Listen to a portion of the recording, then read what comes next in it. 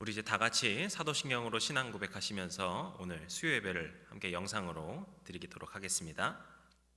전능하사 천지를 만드신 하나님 아버지를 내가 믿사오며 그 외아들 우리 주 예수 그리스도를 믿사오니 이는 성령으로 잉태하사 동정녀 마리아에게 나시고 본디오 빌라도에게 고난을 받으사 십자가에 못 박혀 죽으시고 장사한 지 사흘 만에 죽은 자 가운데서 다시 살아나시며 하늘에 오르사 전능하신 하나님 우편에 앉아 계시다가 저리로서 산자와 죽은 자를 심판하러 오시리라. 성령을 믿사오며 거룩한 공회와 성도가 서로 교통하는 것과 죄를 사하여 주시는 것과 몸이 다시 사는 것과 영원히 사는 것을 믿사옵나이다. 아멘. 우리 이제 찬송가 272장 같이 부르시도록 하겠습니다. 찬송가 272장 함께 고백하시겠습니다.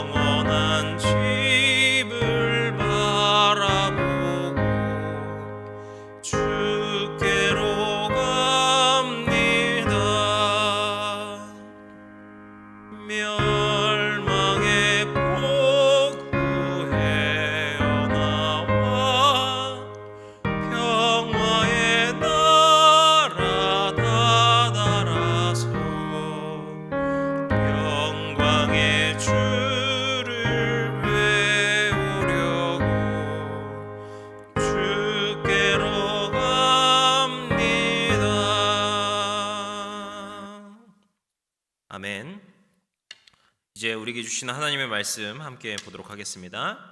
오늘의 말씀 전도서 7장 1절에서부터 14절까지의 말씀입니다. 전도서 7장 1절에서부터 14절까지의 말씀 우리 한 목소리로 함께 읽도록 하겠습니다. 좋은 이름이 좋은 기름보다 낫고 죽는 날이 출생하는 날보다 나으며 초상집에 가는 것이 잔치집에 가는 것보다 나으니 모든 사람의 끝이 이와 같이 됨이라. 산자는 이것을 그의 마음에 둘지어다. 슬픔이 웃음보다 나음은 얼굴에 근심하는 것이 마음에 유익하기 때문이니라. 지혜자의 마음은 초상집에 있으되 우매한 자의 마음은 혼인집에 있느니라. 지혜로운 사람의 책망을 듣는 것이 우매한 자들의 노래를 듣는 것보다 나으니라. 우매한 자들의 웃음소리는 손밑에서 가시나무가 타는 소리 같으니 이것도 헛되니라. 탐욕이 지혜자를 우매하게 하고 뇌물이 사람의 명철을 망하게 하느니라. 일의 끝이 시작보다 낫고 참는 마음이 교만한 마음보다 나으니 급한 마음으로 노를 바라지 말라. 너는 우매한 자들의 품에 머무름이니라. 옛날이 오늘보다 나은 것이 어찌미냐 하지 말라. 이렇게 묻는 것은 지혜가 아니니라. 지혜는 유산같이 아름답고 햇빛을 보는 자에게 유익이 되도다. 지혜의 그늘 아래에 있음은 돈의 그늘 아래에 있음과 같으나 지혜에 관한 지식이 더 유익함은 지혜가 그 지혜에 있는 자들을 살리기 때문이니라. 하나님께서 행하시는 일을 보라. 하나님께서 굽게 하신 것을 누가 능히 곧게 하겠느냐. 형통한 날에는 기뻐하고 곤고한 날에는 되돌아보아라. 이 두 가지를 하나님이 병행하게 하사 사람이 그의 장래일을 능히 헤아려 알지 못하게 하셨느니라. 아멘. 할렐루야. 한 주간도 평안하게 모두 이렇게 잘 보내고 계신지요? 몇 주간 이렇게 우리 성도님들을 뵈면서 함께 예배 드릴 수 있어서 참 행복했었는데 이제 다시 이렇게 만나뵐 수 없게 되었다고 생각하니까 참 보고 싶고 아쉬운 마음입니다. 그런데 오늘 이렇게 말씀을 준비하는데 우리 담임 목사님께서 설교 때 하셨던 그 이야기가 제 마음속 깊이에서 생각나게 되었는데요. 우리 추수감사절 때 하셨던 말씀이죠. 감사는 숨겨진 보물과도 같다. 그러고서 생각을 해보니까 이 코로나로 인해서 아예 뵐 수 없다고 생각했었는데 그 지난 몇 주 동안 우리 성도님들을 뵈면서 말씀을 함께 나눴던 것이 얼마나 감사한 일인가.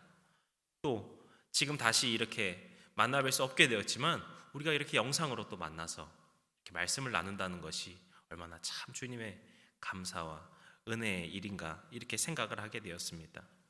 오늘 우리도 함께 예배드리면서 우리가 주님께 감사하는 마음으로 나아오시기를 간절히 축복합니다.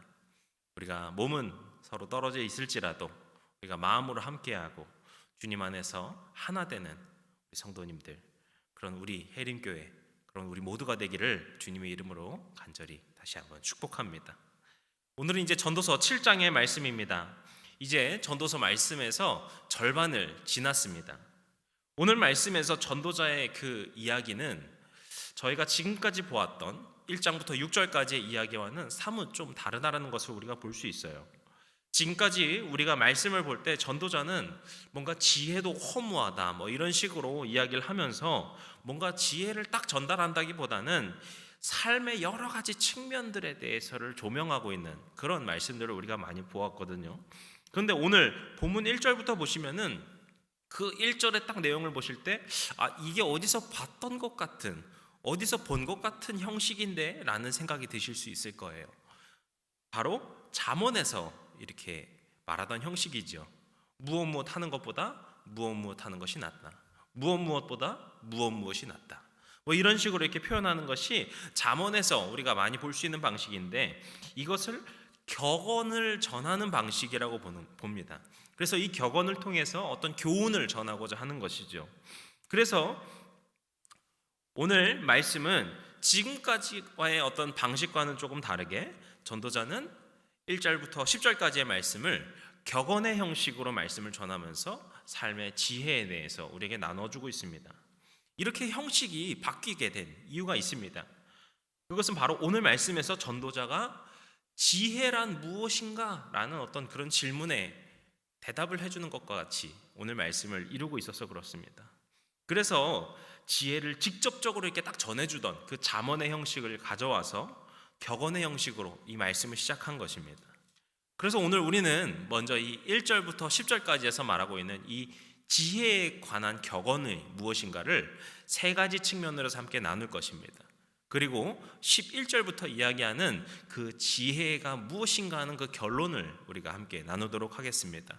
그리고 오늘 말씀도 함께 나누면서 주님의 지혜와 그 능력을 우리가 다시 한번 구하고 소망하는 우리 모든 시간이 되기를 주님의 이름으로 다시 한번 축복합니다. 앞서 말씀드린 것처럼 이 1절부터 10절까지에 나오는 그 세 가지 주제를 나누려고 하는데요. 먼저 1절부터 4절까지에서의 내용을 볼 수 있는데 그 첫 번째 주제가 나옵니다. 그것은 바로 죽음에 관한 주제입니다. 1절에서 보시면은 좋은 이름이 기름보다 낫다 이렇게 이야기하고 있는데요. 이게 무슨 뜻인가 이렇게 좀 고민이 되실 수도 있을 거예요. 이것은 원어에서 어떤 원어로 봤을 때 비슷한 단어를 가지고서 어떤 시적인 표현, 우리가 어떤 말놀이, 말장난 비슷한 식으로 이렇게 표현하는 것이어서 그렇습니다. 여기서 이 이름이라고 하는 단어를 히브리어로는 쉔이라고 하고요, 기름은 쉐멘이라고 합니다. 그러니까 이게 두 가지가 비슷하죠.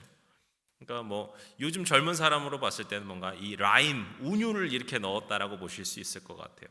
이 비슷한 두 단어를 가지고서 이 서로 다르다는 것을 딱 표현하는 어떤 문학적인 장치라고 볼 수 있는데요. 그렇게 이 이름이라고 하는 것은 어떤 죽음, 우리가 사후에 내가 무엇을 남길 것인가 라고 하는 그 사후의 일을 이야기하는 것이고요. 이 기름이라고 하는 것은 향수를 말을 합니다. 그래서 어떤 지금은 좋은 향기를 바라고 있는, 하지만 그것이 언젠가 사라질 어떤 현재의 즐거움이나 현재의 기쁨을 말하는 것입니다. 그래서 정리하면 좋은 이름이 기름보다 낫다라는 말은 지금 우리가 현재를 즐기고 현재를 기뻐하며 살기보다 우리의 죽음, 우리의 앞으로의 끝을 생각하는 것이 낫다라는 말씀으로 볼 수 있는 것이죠. 그리고 2절에서는 조금 더 이런 의사를 명확하게 다루고 있죠. 초상집에 가는 것이 잔치집에 가는 것보다 낫다. 우리 모두 결국 죽음에 이른다. 이것을 마음에 두어야 된다. 직접적으로 설명하고 있습니다. 그렇게 또 3절, 4절에서도 모두 어떤 죽음이나 어떤 슬픔이라는 주제를 가지고서 죽음을 대비하라는, 죽음을 준비하라는 것을 가르치고 있습니다. 우리는 모두 언젠가 죽는다라는 사실을 마음에 두고 살아가야 합니다. 왜 그럴까요? 죽는다는 사실로 우울하게 살라는 이야기일까요? 그럴 리가 없죠. 성경에서 그것을 말하고자 할 리가 없죠. 우리는 이 죽음을 통하여서 우리 믿는 사람들은 오히려 소망을 볼 수 있습니다. 왜냐하면 우리가 이 죽음이라는 것, 우리의 생이 언젠가 끝이 난다, 우리가 언젠간 죽음을 맞이한다라는 그것을 마음에 두며 살아갈 때 오히려 우리 주님께서는 나의 구세주이시구나, 주님께서 나의 영원한 생명이 되시는구나, 주님께서 나의 참 소망이 되시는구나, 이것을 확신하기 때문입니다. 우리는 언젠가 죽겠지만 그것이 끝이 아니라, 이 생에서의 죽음이 끝이 아니라 우리의 앞으로의 영원한 생명의 약속을 쫓으며 살아갈 수 있는 것입니다. 히브리서 9장 27절에서 이렇게 말씀합니다. 한번 죽는 것은 사람에게 정해진 것이요 그 후에는 심판이 있으리니. 이 심판이라는 말이 나오는데 우리 믿는 사람들은 그것을 전혀 두려워할 필요가 없죠. 이단이나 사이비들은 어떤 심판에 대한 것들을 막 강력하게 이야기하면서 막 믿는 사람들을 오히려 흔들게 하는데요, 우리는 결코 그것을 두려워할 이유가 없습니다. 왜 그렇습니까? 우리 주님께서 구세주가 되시지 않습니까? 우리 주님께서 그 심판을 하시는 심판자로서 계시지 않습니까? 우리가 주님을 믿는 사람들이기 때문에 우리에게 그 심판은 소망이고 약속이고 생명인 것이죠. 예수님께서도 이 땅에서 우리에게 어떤 복음의 말씀을 전해주실 때, 야 너희들이 이렇게 하면 세상에서 성공할 수 있다, 그것을 우리에게 말씀해 주시지 않으셨습니다. 주님께서 병을 치료하시는 그 일을 하셨죠. 하지만 병을 낫게 하시는 것이 예수님의 사역의 목적이고 어떤 예수님의 복음이 결코 아니었습니다. 예수님께서 이 땅에 오셔서 우리에게 전해주신 것은 바로 천국 복음이었습니다. 주 예수 그리스도를 믿는 모든 자들에게 약속하여 주신 천국의 약속, 하나님 나라의 약속을 선포하셨습니다.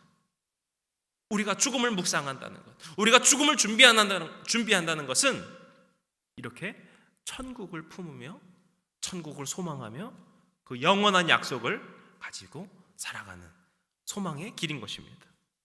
잠깐 지나가는 이 생에서 어떤 소망이 있지 않을까 그것을 찾는 것이 아니라 영원한 하나님 나라를 품으며 살아가는 것이죠.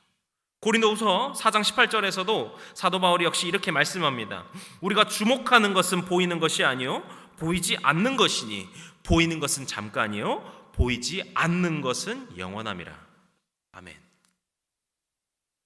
오늘 우리 시간 우리 먼저 이 말씀을 묵상하면서 우리도 한번 이 죽음에 대해서 다시 한번 묵상하는 이 시간이 되었으면 좋겠습니다. 그래서 지금 우리 앞에 놓여진 이 현실을 그것만 바라보며 사는 것이 아니길 원합니다. 우리가 지금 내 앞에 놓여진 그 현실적인 일들에 자꾸 매몰되다 보면은 이 사실을 자꾸 잊게 됩니다.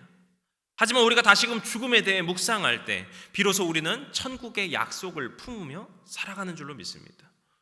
죽음이라는 것이 나를 뭔가 우울하게 만들고 나를 절망 가운데 이끄는 이야기가 되는 것이 아니라 그것이 우리의 참 소망이 되는 줄로 믿습니다. 그렇게 우리 주 예수 그리스도라는 어떤 삶의 도전과 의미를 주시는 그 새 생명 되신 주님을 믿으시고 그것을 회복하시는 우리 삶의 참 소망 되신 주님을 품으며 살아가시는 우리 모두가 되시기를 주님의 이름으로 축복합니다. 그리고 또 이제 두 번째 주제가 5절부터 7절까지 나오는데 이것은 바로 우매한 자들에 대한 이야기를 합니다. 지혜자 그리고 우매자를 비교하면서 우리가 우매하게 살지 말아야 된다. 우리는 지혜롭게 살아야 된다. 이것을 이야기하고 있는데요. 우매자라는 사람은 어떤 사람인가 하니까 우리 귀에 달콤한 이야기들을 건네는 사람입니다. 5절에 보시면 우매자의 노래 그리고 6절에서 우매자의 웃음소리라는 것은 그저 어떤 즐거운 어떤 그런 것이 아니라 아첨을 떠는 것을 이야기합니다.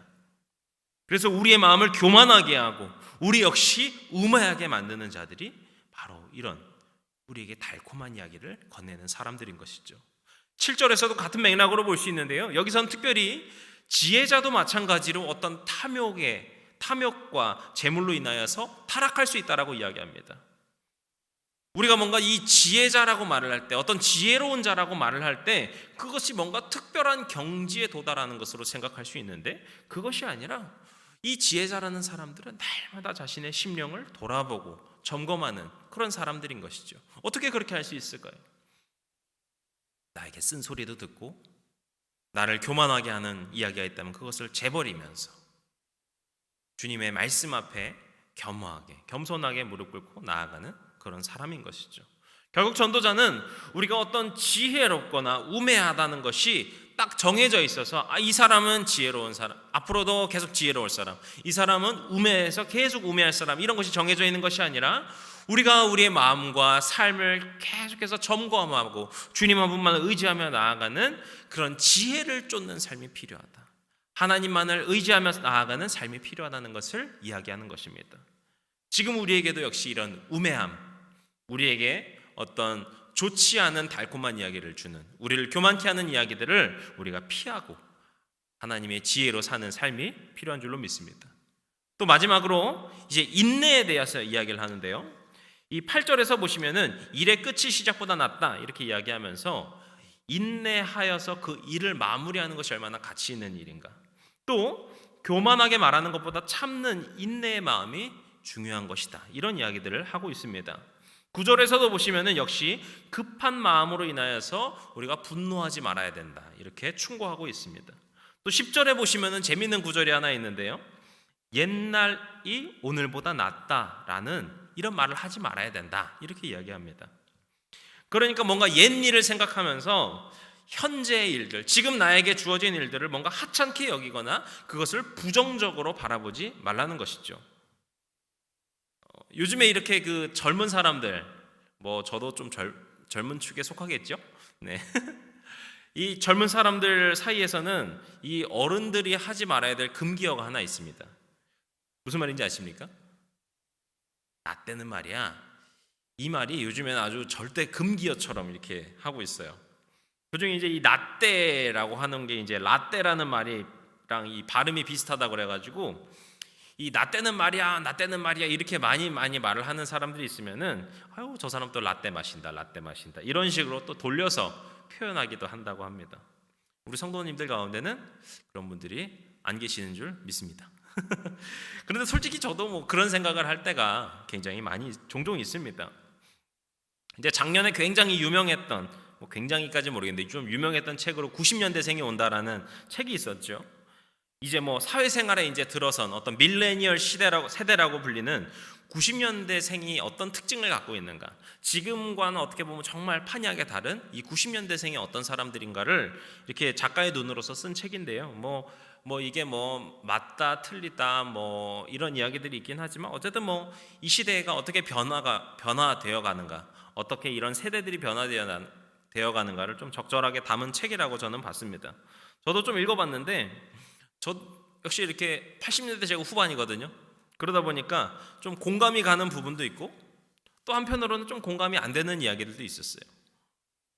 그리고 또 제가 이제 요즘엔 저도 뭐 인터넷 세대다 보니까 인터넷 문화를 계속해서 이렇게 지켜보게 되는데, 뭐 어떻게 보시면 인터넷 문화랑은 다 똑같을 거다라고 생각하실지 모르겠는데 저도 요즘에 어떤 젊은 세대들이 하고 있는 어떤 인터넷 세상, 어떤 그 인터넷 문화를 보면은 저도 뭐 이질감이 느껴서 이렇게 잘 따라가지지 않고 저게 뭐 하는 건가 막 이런 생각이 들 때도 더러 있습니다.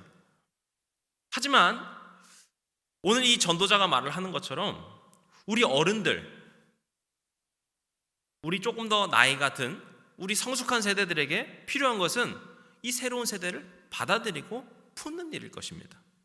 어른으로서 우리가 어떤 인생을 더 살아온 인생의 선배로서 어떤 뭐 조언들 여러 가지들이 있을 거예요. 하지만 우리는 또한 어른으로서 성숙한 사람으로서 무엇보다 이 젊은 세대의 어떤 새로운 문화를 존중해 줄 수 있어야 되고 그들의 생각을 인정해 줄 수 있어야 되고 그 변화를 우리가 함께 적응해 가고 살아가는 그런 자세가 또한 필요할 줄로 믿습니다.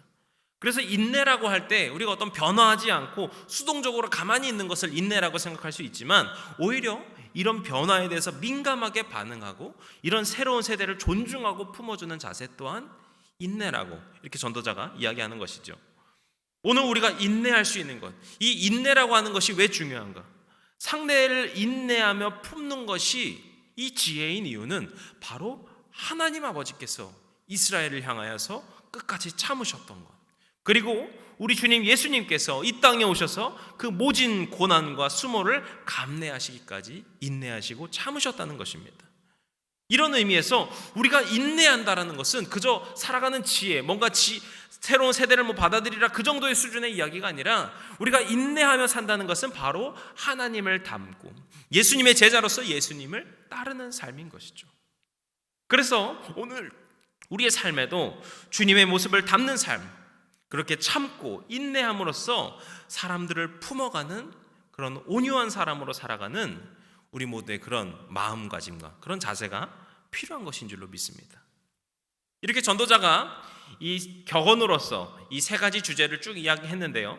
어떤 죽음을 마음에 품고 살아가라는 것, 그리고 우매자를 경계하여서 어떤 탐욕을 따르지 말고 어떤 우매하지 않게 하나님의 지혜를 쫓으며 살라는 것, 그리고 마지막으로 인내하는 마음을 가지라는, 이렇게 세 가지 주제를 가지고서 이렇게 이야기하고 있습니다.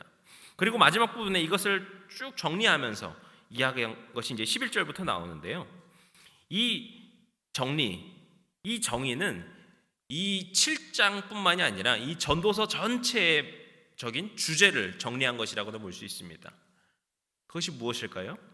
이 지혜라는 것은 결국에 하나님을 경외하고 하나님을 따르고 하나님을 의지하고 하나님께 모든 것을 맡기는 삶이라는 것입니다.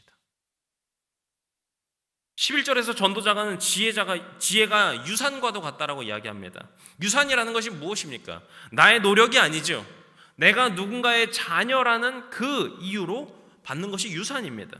그렇기 때문에 유산과도 같다는 것이 지금까지 우리가 나눈 그 지혜가 뭔가 내가 노력을 하고 내가 뭔가 씨름을 해서 만들어내는 것이 아니라 우리가 하나님을 의지하며 살아갈 때 우리에게 거저 주어지는 놀라운 선물이라는 것입니다.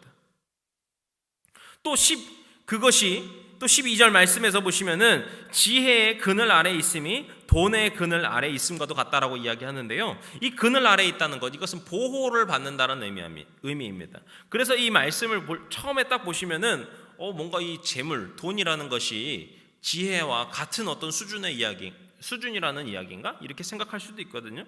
그런데 이 뒷부분에서 이야기를 더 자세하게 하고 있죠. 그런데 지혜가 더 유익한 것이 있는데 그것은 바로 지혜 있는 자들을 살리기 때문이다. 여기서 살린다라는 말을 조금 더 원어에 맞게 표현을 한다면 생명을 부여한다라는 것입니다. 그러니까 어떤 삶의 도구, 어떤 삶을 살아가는 도구로서 보면은 어떤 지혜롭게 살아가는 것과 어떤 돈을 가지고서 살아가는 것은 나의 삶을 지키는 도구로서도 유익할 수 있어요. 하지만 지혜라는 것은 어떤 나의 삶을 유익하게 하는 수준이 아니라는 것이죠. 그 지혜는 우리의 생명을 주는, 우리에게 생명을 부여하는 삶의 원천이라는 것입니다. 하나님께서 주신 지혜라는 것은 우리에게 새 생명을 주는 것입니다. 우리를 살리는 것입니다. 그런 놀라운 능력이 있는 것이 주님의 지혜입니다. 그렇기 때문에 전도자는 이것을 통하여서 오히려 지혜와 돈의 어떤 절대적인 차이가 있다는 것을 알려준 것입니다. 그리고 마지막 이 13절, 14절에서 이렇게 이야기하면서 정리를 하는데 저희 13, 14절을 함께 읽도록 하겠습니다. 하나님께서 행하시는 일을 보라. 하나님께서 굽게 하신 것을 누가 능히 곧게 하겠느냐. 형통한 날에는 기뻐하고 곤고한 날에는 되돌아보아라. 이 두 가지를 하나님이 병행하게 하사 사람이 그의 장래일을 능히 헤아려 알지 못하게 하셨느니라. 아멘. 하나님께서 우리의 모든 삶을 다스려 주신다라는 것입니다. 때로는 우리 주님께서 형통함이라고 하는 어떤 기쁜 것을 주시기도 하고요, 때로는 곤고함과 어려움과 어떤 고난을 주시기도 합니다. 하지만 이 모든 것은 뭔가 내 손에 어떤 나의 운명에 달려있는 것이 아니라 이것이 오롯이 하나님의 능력과 하나님의 손안에 달려있다는 것입니다. 그렇기 때문에 우리가 할 수 있는 것은 하나님만을 의지하는 것, 하나님만을 경외하는 것, 그렇게 하나님의 지혜로 살아가는 것이라는 것이죠. 그리고 지금 우리가 쭉 이야기한 것처럼 하나님께서 우리에게 선물로서 주셨던 그 지혜와 같이 죽음 앞에 영원한 생명이신 주님을 기억하고 재물로 인하여서 우리가 주님을 저버리지 않고 우리가 주님의 성품을 따라서 인내하며 사는 그런 것들이 바로 우리가 이 삶을 살아가는 유일한 힘과 지혜인 것이죠. 그렇게 하나님 한 분만을 의지하며 살아가라. 그분만을 기억하며 살아가라. 그분만을 경외하며 살아가라. 바로 우리가 이렇게 복되게 삶을 살아갈 수 있는 놀라운 능력이자 지혜인 그 한 가지가 바로 하나님을 경외하는 삶이라고 전도자가 이야기하는 것입니다. 오늘 우리의 이 하루하루의 삶이 또 어떻게 흘러가는지 모르겠습니다. 그런데 혹 여러분의 삶이, 우리의 삶이 나 자신의 힘과 능력으로만 살아가려고 하진 않습니까? 하나님께서 우리들의 삶을 다스리실 수 있도록 여러분께서는 우리의 삶의 주권을 주님께 올려드리고 계십니까? 우리의 삶을 때로는 형통하게 해주시기도 하고 때로는 곤고하게 하시던 주님께서 우리의 삶을 선한 길로 인도하실 것이라는 그 믿음을 가지고 그 지혜를 가지고 여러분은 우리의 삶을 주님께 맡기고 계십니까? 하나님 한 분만을 경외하며 살아가는 우리의 삶을 주님께서 기뻐하시고 선한 길로 인도하여 주시는 줄로 믿습니다. 주님께서 주신 그 생명의 말씀과 지혜로 살아가는 우리 모든 주님의 성도들에게 하나님의 놀라운 은혜와 복주심이 있을 줄로 믿습니다. 오늘 지혜자가 이야기한 것처럼 우리가 그런 여러 가지의 지혜들을 가지고서 그 하나님께서 주신 그 놀라운 지혜들을 가지고서 살아갈 때, 그리고 또 우리가 주님 앞에 모든 것을 맡겨드리며 우리의 삶을 내어놓고 살아갈 때, 주님 한 분만을 의지하며 살아갈 때 우리 주님께서 우리의 삶을 만지시고 책임지시고 끝까지 붙들어 주시는 줄로 믿습니다. 그런 주님 한 분만을 의지하며 살아가시는, 주님을 그렇게 경외하며 살아가시는 주님의 지혜자로 살아가시는 우리 해림의 모든 성도님들 그리고 우리 모두가 되시기를 주님의 이름으로 간절히 축복합니다. 기도하시겠습니다. 우리에게 지혜를 주시고 놀라운 은혜와 능력으로 채워주시는 우리 주 아버지 하나님, 오늘 이 시간도 우리가 말씀으로 다시 한번 나아가게 하심에 감사합니다. 또한 이 말씀을 통하여서 우리 주님께서 주신 지혜를 우리의 삶에 부어주셔서 또한 감사드립니다. 주님, 우리의 삶을 때로는 우리가 나 자신의 힘과 나 자신의 능력만을 가지고서 살아가려고 하지는 않습니까? 오직 우리가 이 시간 주님 앞에 겸손하게 우리의 삶을 내려놓게 하여 주시옵소서. 오직 주님 한 분만을 의지하며 살아가게 하여 주시옵소서.